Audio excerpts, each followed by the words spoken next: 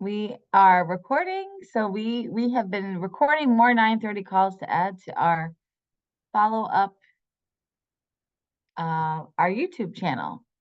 And as folks are joining, I just wanted to remind folks of voting information. So this is from our kind of take two for the election year.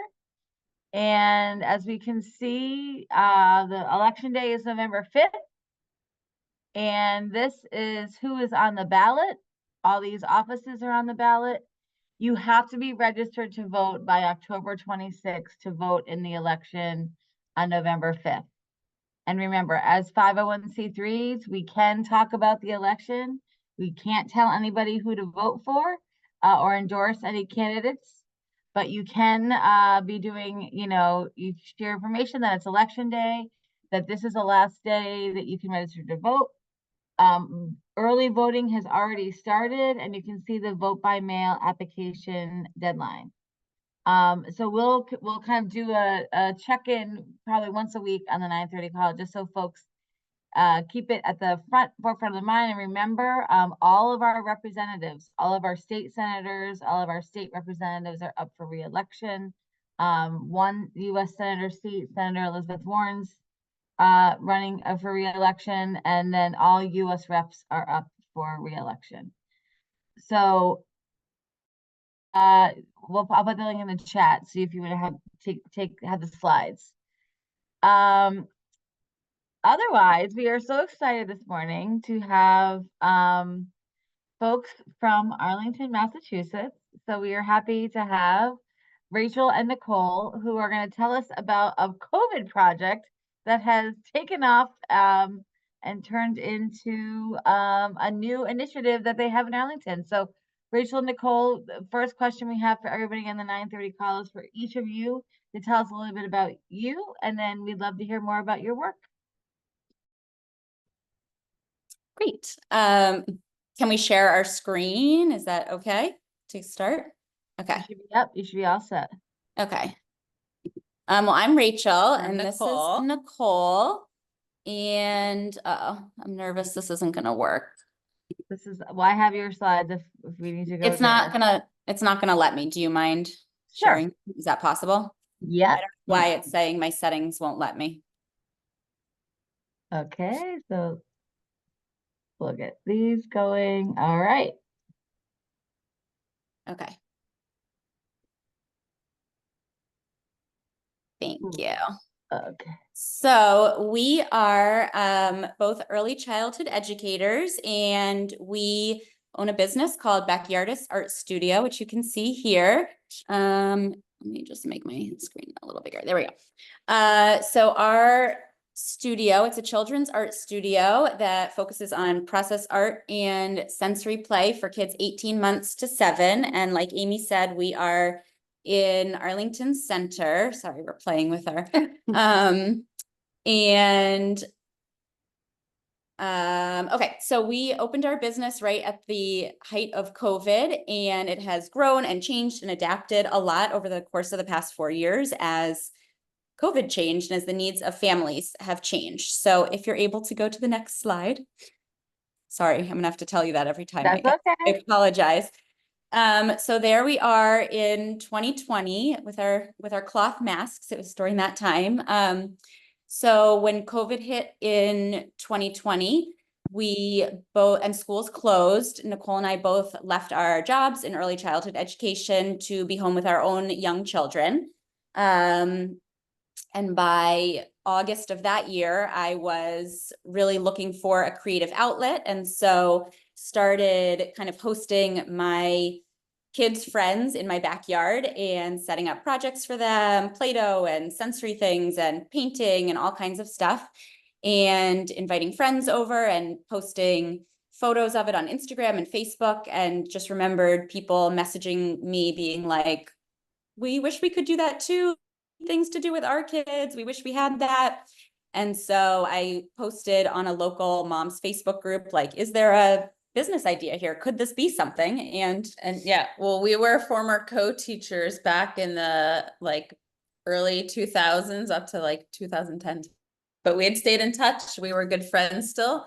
And I saw Rachel's posts and I was like, are you serious? Because if you are, I think I'm interested. Yeah. So yeah. Can you each just tell us a little bit about each of you before Oh, 2020? Sure. Sorry. The No lunch worries. slideshow. Yes, so I know Amy from being a Skidmore alum and have a degree from Skidmore in psychology and early childhood education, and then got a master's in early childhood education and taught preschool for many years and worked in early intervention before leaving and starting this business. Yeah, and I have a bachelor's from Brandeis University and got a master's in teaching from the University of California, Irvine. So I moved out there with my husband. And then I actually taught middle school at first and then elementary school. And then when we moved to Chicago, I got a job teaching early childhood and realized that was my calling. So have been teaching early childhood ever since, and then took break to be home with my own kids, and then went back to teaching, and then COVID hit, and then Backyartists. Yeah. Great. All right, do you want to go to the next slide? Not yet, but are we Okay. good to keep going? Did we mess up your Yeah, order? that was great. Okay. That was great. Okay. So we started this business in September of 2020 and registered as an LLC. And this was our first version of it, was sort of a preschool in a box idea. So we would, every week for that entire school year, essentially, we would make these huge bins, you can see, and we would fill them with all the materials for 2 art projects, 2 sensory activities, directions, which Nicole will talk about in a little bit. And yeah, you can go to the next slide, please.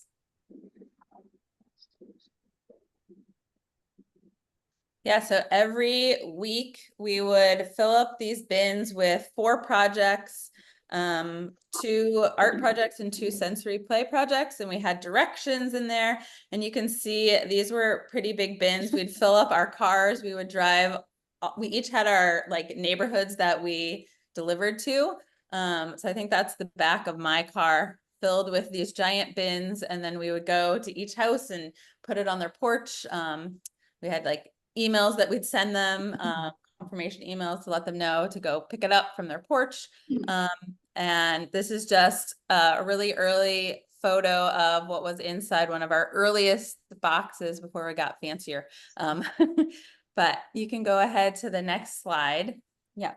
So we just wanted to show a couple of examples of some early projects. So we had sensory bins, and that one has like small world play with dinosaurs and black beans and rocks and people. The bins themselves, we kind of didn't want to assume that anybody had any of the materials at home with them. So you could literally just take it out of the bin, open it up, and your kids could play with it. So same for that middle photo.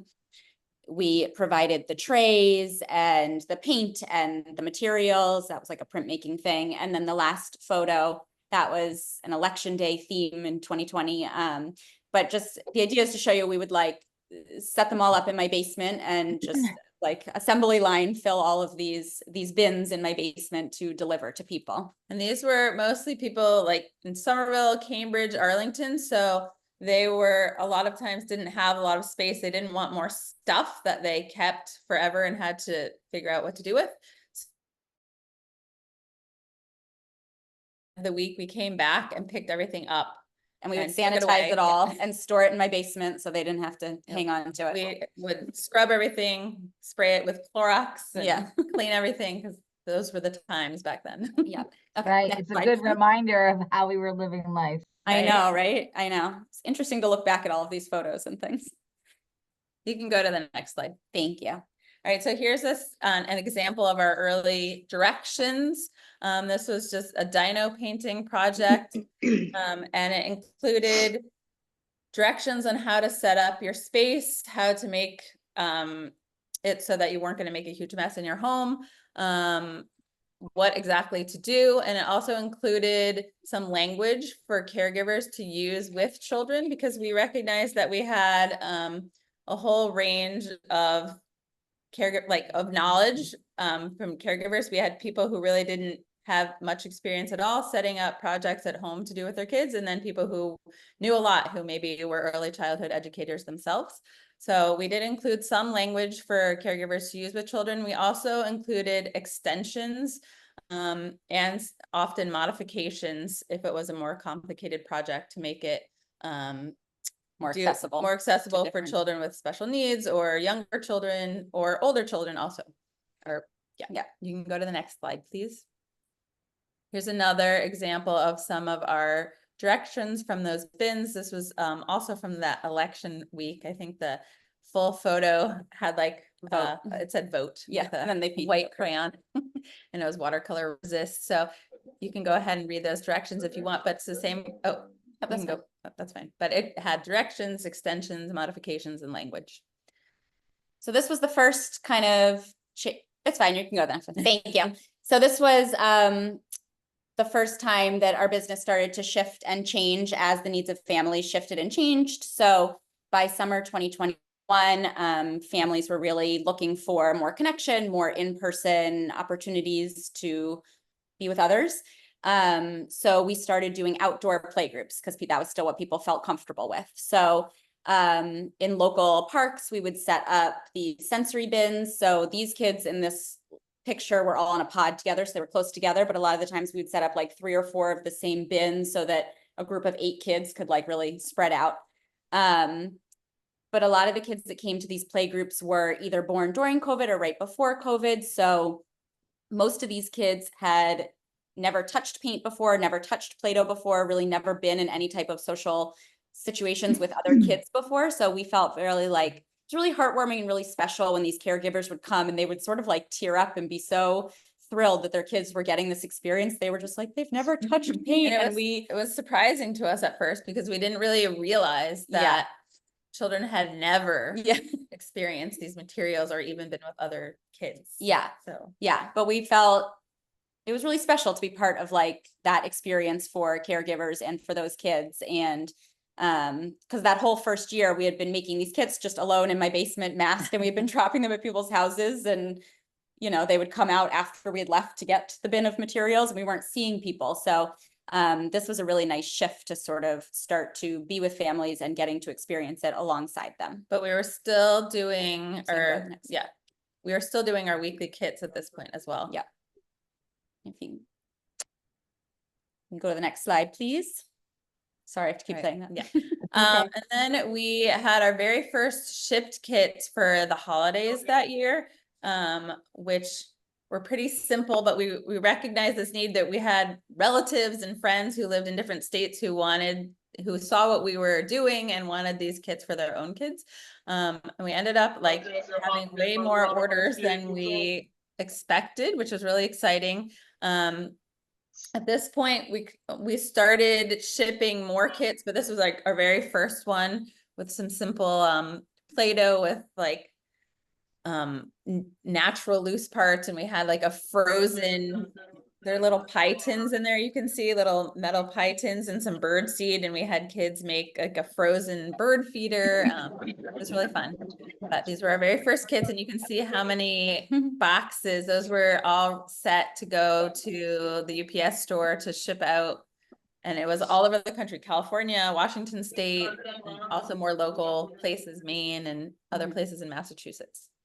You can go to the next slide. That became that became our main focus once kids returned to school. So that was another change, was that we started shipping these monthly kits instead of in our cars delivering them to people. So then we also tried selling some mini little Play-Doh kits in local stores, but this kind of ultimately decided that that wasn't the direction that we wanted to go in. It was a lot of upkeep to make sure the Play-Doh was fresh all the time and to have people kind of understand what was in these kits. And so that didn't last for long. So got to show those experiences too, right? Not just the That's right. At this time we had these kits, but we're also shipping monthly kits, which were really similar to the boxes that we had been delivering locally, but it was all packaged in a cardboard box and shipped across the country. And we had people sign up for subscriptions, so they would get a new kit every month. You can go to the next slide. Thank you. So then in 2022, we had another exciting thing happen, and we got connected with this school supply company that's based out of New Jersey. And this is one of those moments where this was like never something we had ever thought would be something that would be part of our journey. So it was just kind of a cool thing. But essentially, they were launching a branded line of art materials, and they needed content to showcase those materials. So they would ship us all kinds of pom-poms and googly eyes and paint and all sorts of things. And love Beckers, somebody said in the comments.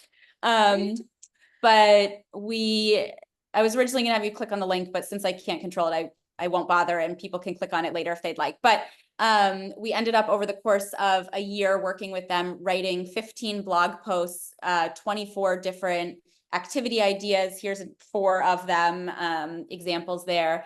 And we led 3 professional development webinars for them on different topics. And we got to go to their headquarters in New Jersey and have a whole photo shoot, which is what that picture is from. And we were featured in their catalog, which is just kind of cool. But if you go to that link later on, you can access all the blog posts. I mean, there are things as simple as just sort of like, what is process art, to them, how do you use them, how to connect math and literacy How to use into meaningful language with children. yes, how to comment on children's artwork, all kinds of things. But I won't make you click on that now. So if you go to the next slide, please. And then these are just kind of the photos of the 3 webinars that we led, and they are available on their YouTube channel if you were interested in watching them. But the first one is just sort of a general intro to process art. One is connecting process art and literacy, and the last one is just about sensory play. And then up in the corner there is a picture of us with the director of education for Beckers. We also did an in-person session in Connecticut with like 200 people in a big ballroom, which was terrifying for multiple reasons. One, that it was 200 people and that we were in front of talking, and also that it was still that time of COVID when like some people were wearing masks, some people weren't. Everybody was really nervous that being with that many people, everybody was going to get COVID, just Well, and also all of those things. Where we lived here, a lot of people were still masking, but in New Jersey, they weren't. And so we were kind of like, do we not? Should we mask? What are they going to think if we don't mask, or we do mask, or what should we do? So are we all having PTSD back to those times? Yeah. We did not mask and we did not get sick, thankfully. Yeah. But anyway, so that was just kind of a cool thing that came from this business that we never could have anticipated. So you could go to the next slide, please. And then another opportunity fell in our laps to share studio space with another art studio that was based in Cambridge. So by this time, people were feeling more comfortable being inside. We started our classes asking everyone to mask at that point still, because it was still a concern around here. But so this is some photos from our shared studio space. We were in there just once a week teaching 2 classes for children ages 18 months to 5 years old. And these photos just show the one on the left is just some documentation and a little sign about what is process art for caregivers to read, because a lot of people don't know what process art is. We also had another one hanging about what sensory play is with some more photos that's not shown here. And there is a picture of a fresh texture wall, which is a staple. You can see a painty staple wall, texture wall behind us. That's something we always have open in our studio as an extra station for kids.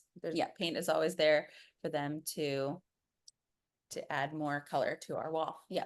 And so when we were sharing studio space with this other studio owner, we were doing, maybe you already said this, the 18 months to 5, and she was doing kids 6 and older in the afternoons. And so it worked to share the space.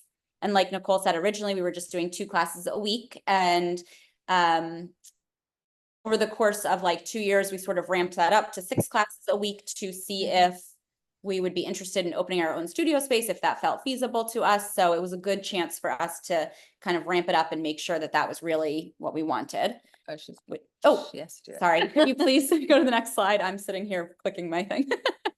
So so we ramped it up to 6 classes a week. still with kids ages 18 months to 5. And this is just some photos of some of the projects or some of the stations we'd have open in our studio. We kind of pick a theme to help us plan weekly just because it makes it easier, but it's a loose theme because it's all process art. There's nothing to emulate or anything, but there's a photo of a little girl painting on dinos. That's still a favorite project. Kids love that one. Then we often have a washing station too for them to clean them off and then paint them again. There's some printmaking in the middle, using a roller to paint on some ceramic tile. And then we had paper, and you can kind of see in the corner a muffin tin that they would also use for texture making. And then another favorite is color mixing. And we often use these bins on the floor.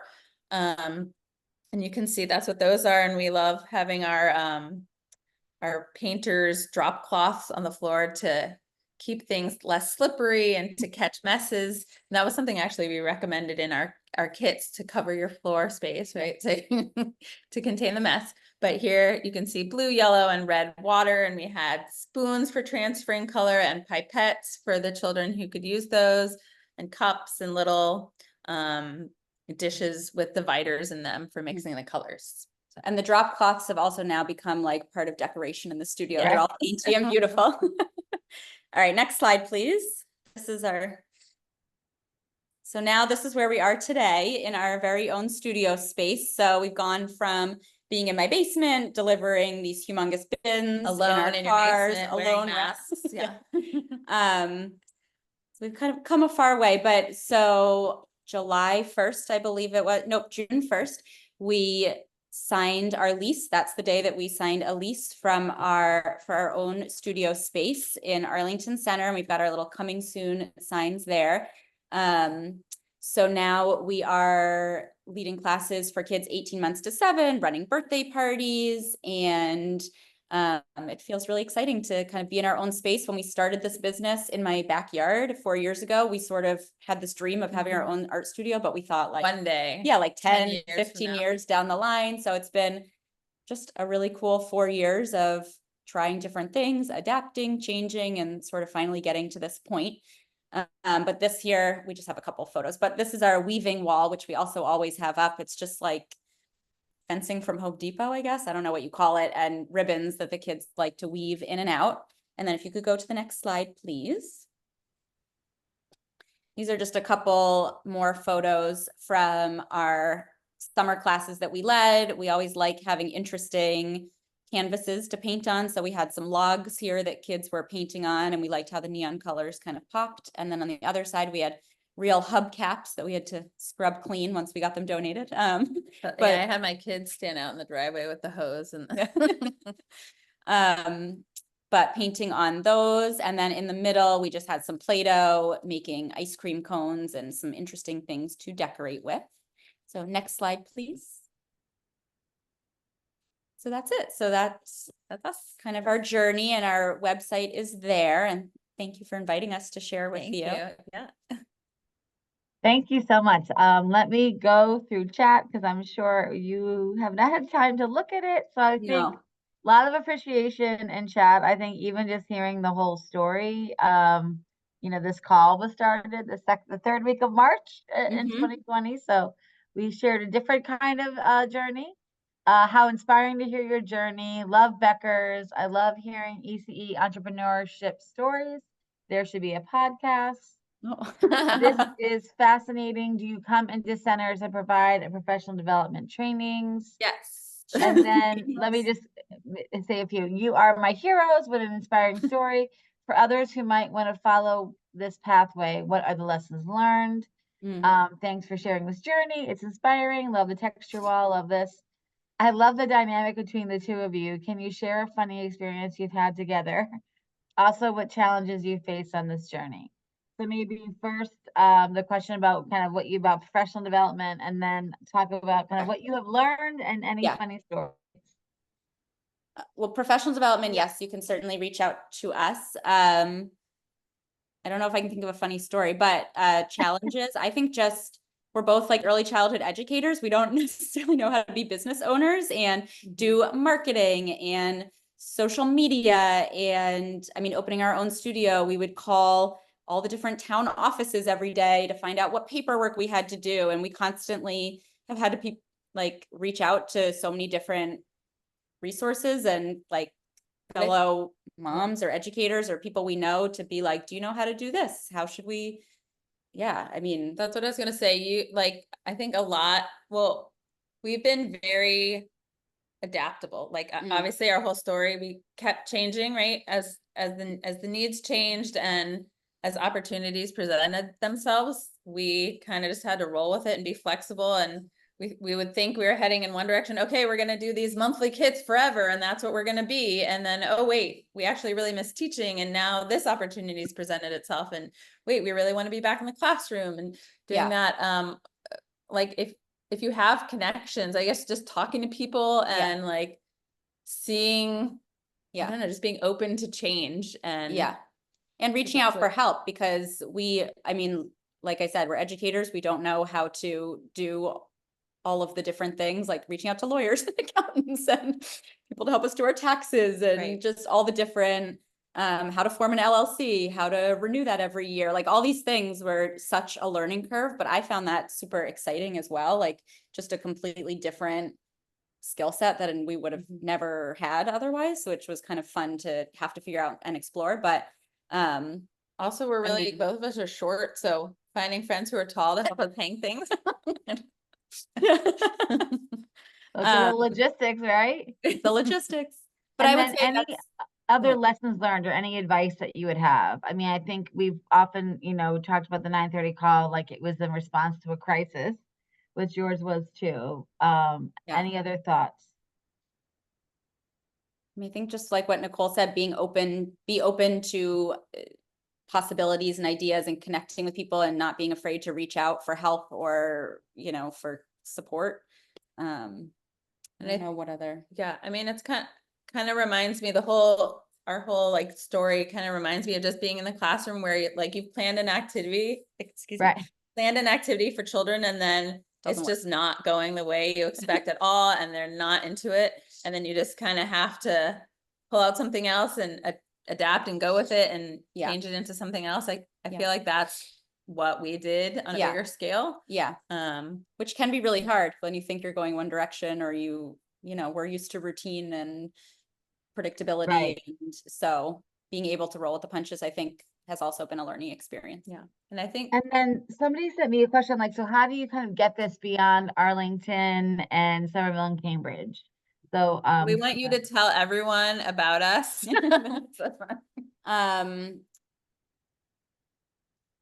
And then the process art, like, I think, how do you help, support people in that? I think, especially in this like academic world that we're living in. Well, I mean, I think so. A lot of the blog posts that we wrote for Beckers are really helpful, kind of talking about the benefit of process art and what skills are your children learning by doing these projects. And when we did like our professional development webinars or in person, we would always like have the educators divide into two groups, and we would lead one in like a very structured product art activity and the other group in a process art activity, and kind of like talk about how they felt, how kids would feel doing those two different, having those two different experiences. And I think when caregivers come to the studio and they sort of see their kids in action and see how much they're getting out of it and how much, like how engaged they are when it's really open-ended and they can just explore the materials, I think it like clicks for people when they're just seeing how engaged their kids are. Right. Especially, I was thinking about birthday parties where we have, so, the birthday child's family chooses us to host the party, but then they've invited all these people who a lot of them have never been here before, don't know what this is. And we often hear caregivers commenting on, wow, these kids are so engaged. How did you figure out how to do this? Like, and they're just so surprised because it's not doing little crafts that a lot of other art studios are doing. And I think that goes into the question, I see one here, how do you support children with different abilities and needs? I think because it's so that's really helpful. Kids aren't feeling frustrated. Like if I can't paint this thing the exact right way. Like if my fine motor skills are not, I'm not able to control my paintbrush in this exact way or squeeze the pipette in the same way as another kid sitting next to me, it's okay because we always have such a variety of materials. We have spoons for certain kids, kids that don't like to touch messy stuff too. We get a lot of kids who, as soon as they have a drop of paint on themselves, they want to wipe it off. Clean enough, right? So we have things here that they can do that. They can clean it off right away, or we have different, we have spoons or chopsticks or like different ways they can still interact with it without necessarily touching it. So we do try to be. Yeah, I was thinking about the colored water photo, the mixing colors with the yellow, blue, and red water on the bins on the floor in one of the slides earlier. In that photo, if you had looked carefully, there were pipettes for children who wanted to use those to transfer. There were spoons, and there were also cups that you could use to transfer the water. So there were a lot of ways that you could mix those colors together. Yeah, so we do try to be very cognizant of that when we're planning our things. Well, thank you so much for joining us today. Lots of support. We'll send you the chat, and we'll post the slides on our follow-up folder. But thank you so much for joining us today. And I put the links in chat. They are also on the slide, so folks want to get in touch. Thank you so much for joining us, and we will see everyone tomorrow on the 9:30 call. Thank you. Have a great day. Bye. Bye.